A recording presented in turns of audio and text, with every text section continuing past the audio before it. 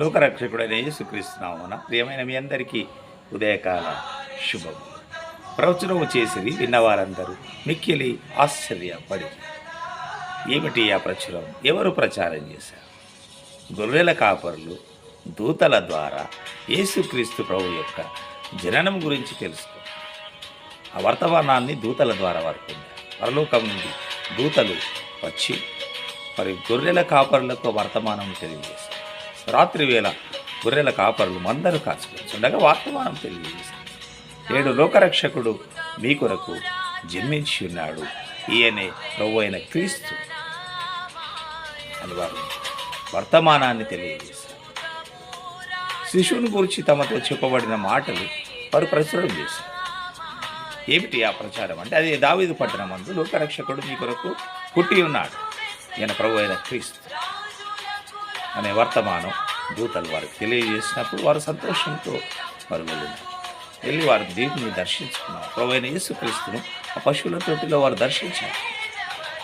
ఉత్సాహం, ఆనందం, లోకరక్షకుడు జన్మించాడు అనే ఆనందం, సంతోషంతో ఆ దూతలు ఎగురుతూ గంతులు వేస్తూ లోకరక్షకుడు దర్శనానికి వెళ్ళారు.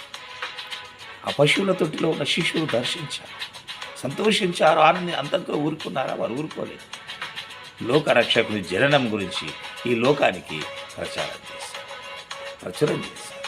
అది విన్నవారందరూ మిక్కిలేస్తారు.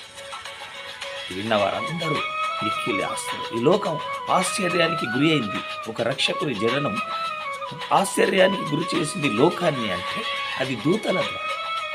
చూడండి, దీనులు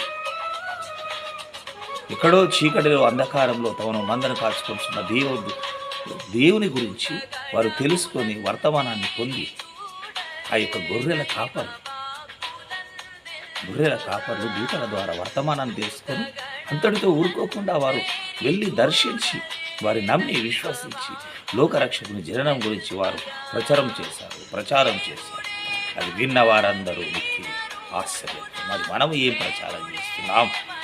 మనం ఏం ప్రచురిస్తున్నాం?